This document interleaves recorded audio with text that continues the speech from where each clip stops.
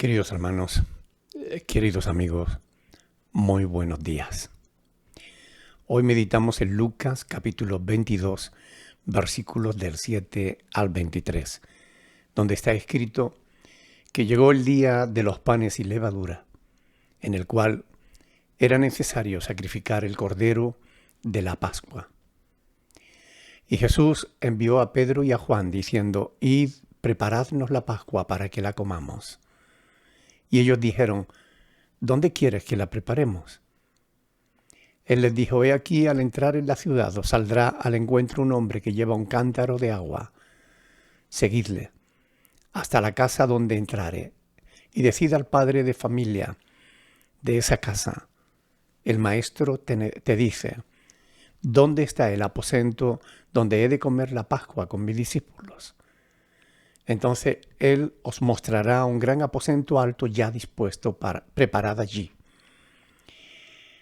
Fueron pues y hallaron como les había dicho, y prepararon la Pascua. Cuando era la hora, se sentó a la mesa, y con él los apóstoles. Y les dijo: cuánto he deseado comer con vosotros esta Pascua hasta antes que padezca. Porque os digo que no la comeré más hasta que se cumpla en el reino de Dios. Y habiendo tomado la copa, dio gracias y dijo: tomad esto y repartidlo entre vosotros. Porque os digo que no beberé más del fruto de la vid hasta que el reino de Dios venga. Y tomó el pan y dio gracias y lo partió y les dio diciendo: esto es mi cuerpo que por vosotros he dado. Haced esto en memoria de mí. De igual manera, después que hubo cenado, tomó la copa, diciendo: esta copa es el nuevo pacto en mi sangre que por vosotros se derrama.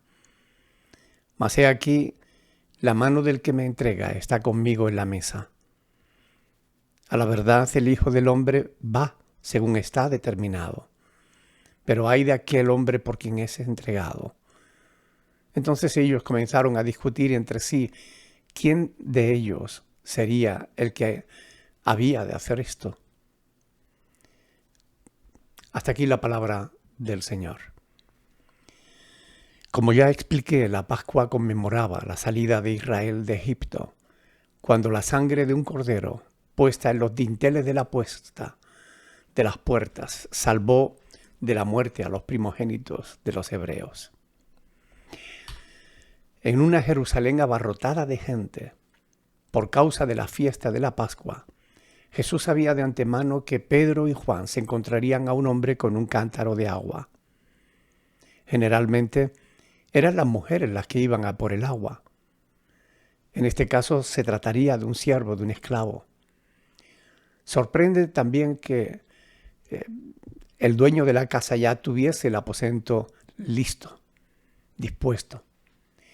En aquella fiesta, las familias solían reunirse para celebrar juntos, pero en aquella casa y en aquella ocasión se celebrarían dos fiestas, una para la familia de la casa y otra para Jesús y sus discípulos.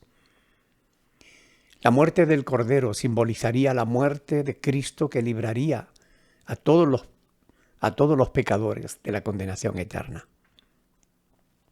Cristo aprovechó la oportunidad de esta última cena antes de ser entregado para instruir a sus discípulos por última vez antes de padecer. Les anunció que aquella era la última vez que cenaría con ellos antes de que se cumpliese todo lo que estaba previsto en las Escrituras por los profetas. Todo el Antiguo Testamento apuntaba a este preciso momento en que Jesús, el Hijo de Dios, daría su vida por todos los pecadores. También aprovechó para instituir la Santa Cena o comunión como recordatorio de su sacrificio. El pan simbolizaría su cuerpo y el vino su sangre. Para aquellos que afirman que el vino no era vino, que expliquen cómo en Corinto se emborrachaban algunos creyentes al celebrar la Santa Cena. 1 Corintios 11:21. En nuestra web tienen un estudio sobre el vino. La Iglesia Católica Romana interpreta erróneamente que cuando Jesús oró por el pan y el vino, estos se convirtieron en verdadero cuerpo y sangre del Señor. Una interpretación que no tiene en cuenta el contexto gramatical de las Escrituras.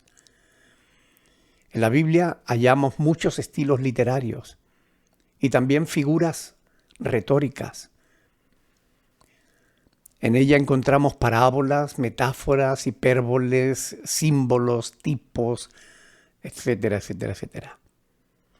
Cuando Jesús dijo, yo soy la luz del mundo, Juan 8:12, a nadie en su sano juicio se le ocurriría interpretar que al decir esto Jesús se estaba convirtiendo en verdadera lámpara o linterna.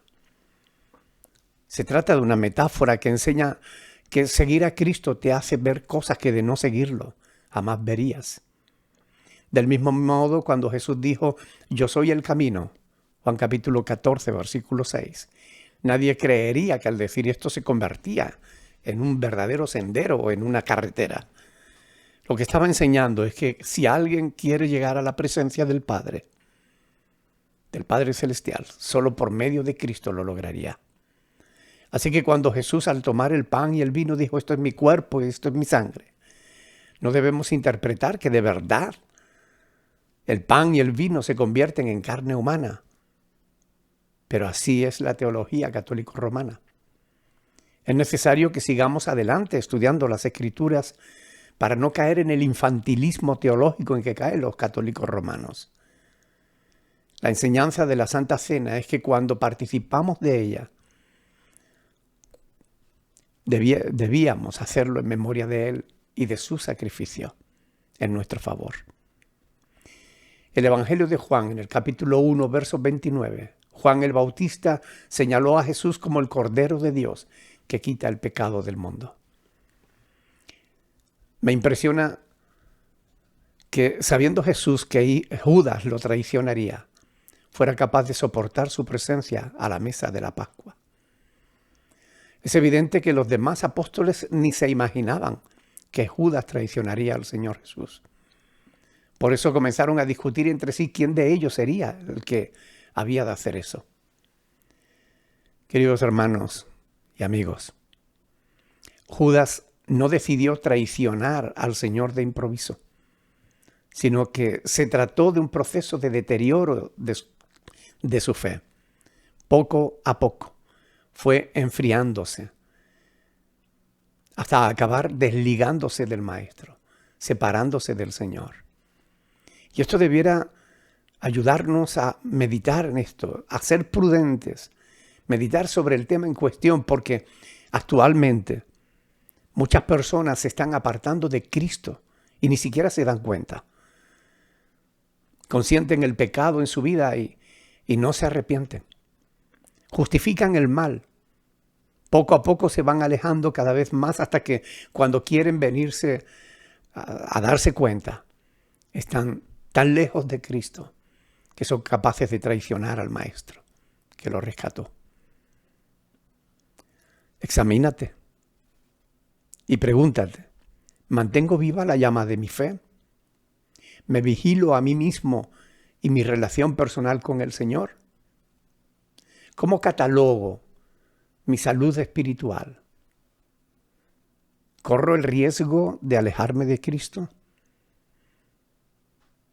¿Me estoy apartando del Señor? Que Dios nos ayude a velar y a orar para que no nos enfriemos en la fe. Cuando escuches estas palabras, no las apliques a los demás, aplícalas a tu propia vida. Que Dios nos ayude a mantenernos siempre alerta contra las acechanzas del maligno. Un abrazo, queridos hermanos. Disfruten de este día.